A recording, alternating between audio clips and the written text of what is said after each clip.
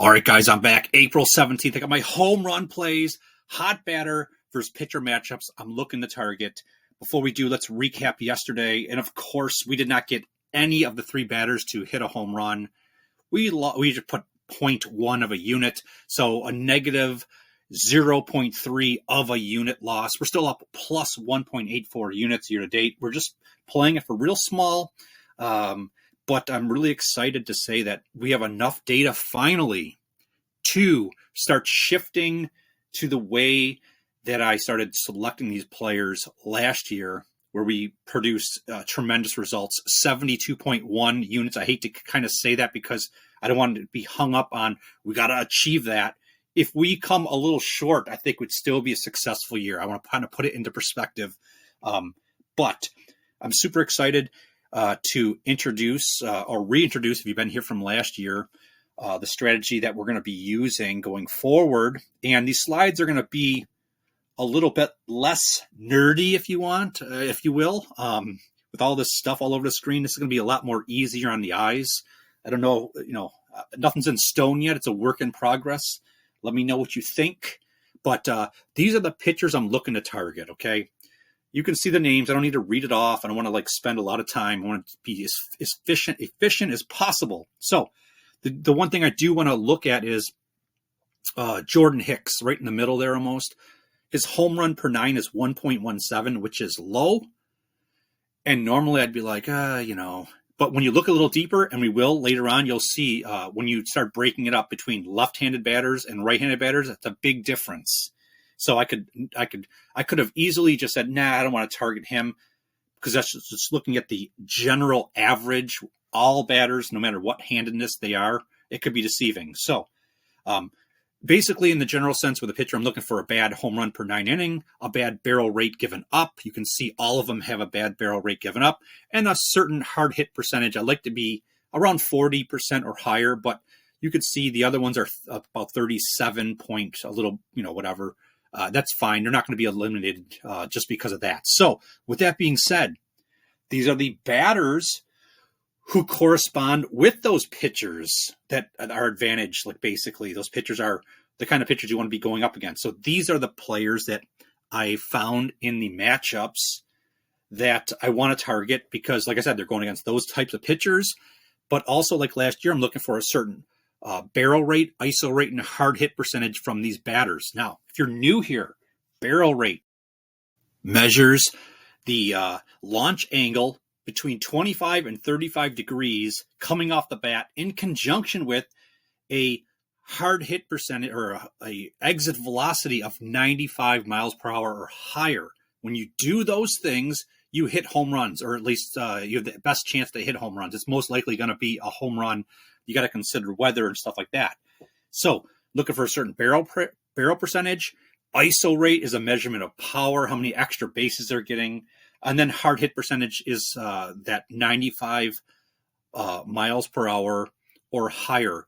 So I'm looking for players with a certain percentage of hitting that hard hit, what's considered a hard hit. Like I said, 95 plus miles per hour. So last year, I probably would have played every single one of these, okay?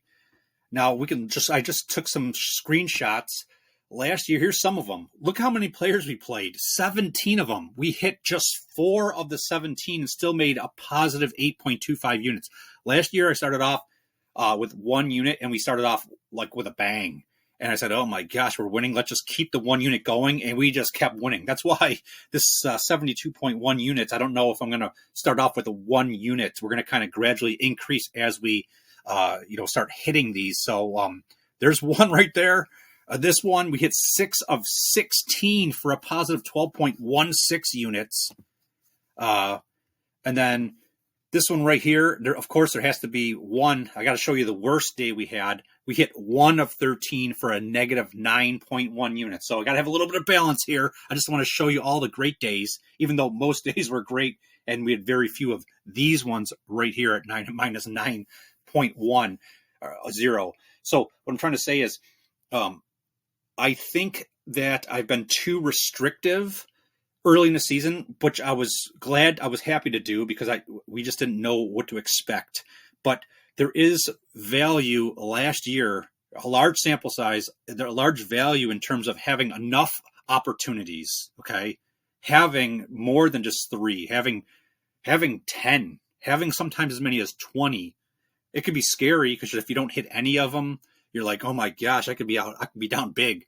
But when you have a lot of great opportunities, historically, enough of them have hit more times than not, and that's how we've accumulated, like last year, what a tremendous success. So with that being said, last year I would have played every single one of these players here, but I kind of want to break it down a little more and track 2 different scenarios. What I'm actually going to put in the pinned comments, which would be less than what you see on the screen right there. And then also just keep an eye on if we were to play all of them and just see what might be the best route, at least as it, over the next week or what have you. So Corbin Carroll, Pavin Smith, and Perdomo all are on the Arizona Diamondbacks. They're going up against Edward Cabrera. So when I start breaking down left versus right-handed batters, you could see Cabrera home run per 9 is 3.00 home run per 9 inning, which is absolutely horrible versus left-handed pitchers. He is a 0.00 versus right-handed pitchers, so a big difference. It just so happens that Carroll, Smith, and Perdomo are all left-handed batters, so this is great. So his fly ball percentage against left-handed batters, 50%. That's amazing. Only 37.5 against right-handed batters. His hard hit percentage against left-handed batters, 62.5. You got to love it. Against right-handed batters, only 12.5. So if any one of those 3 players from Arizona on the screen right there were a right-handed batter, I'd probably cross them right off. We have the advantage playing against Cabrera, with these players and their handedness being left-handed. These are great plays. Like I said, if there was a right-handed batter, I probably would eliminate him off the screen, okay?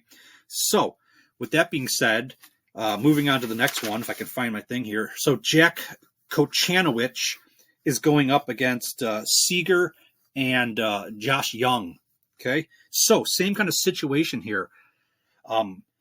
He has 3 home runs given up on the season, all to left-handed batters, okay? Corey Seager's left, and Young is a right-handed batter.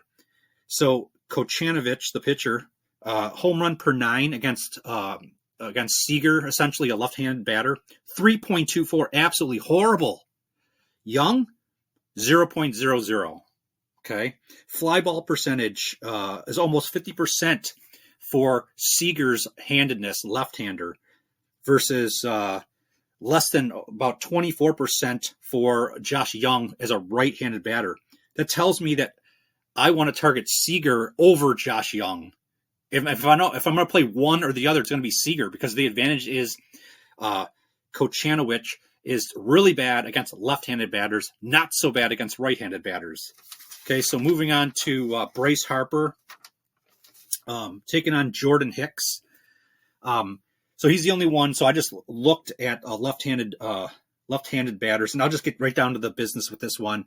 His hard hit versus no matter what handedness is low, 28.6 for left-handed batters. I don't like that. His fly ball percentage for left-handed batters, only 38.1. So I'm kind of down on Harper in the general sense after seeing this. Okay, so then it brings us to the 3 LA Angel players, Trout, Adele, and Ward. So they're going up against Kumar Rocker. Against left-handed batters, a 4.24 batting average, and a right-hander is only a 250 batting average given up, so it's good against left. All these players right here are right-handed batters, okay?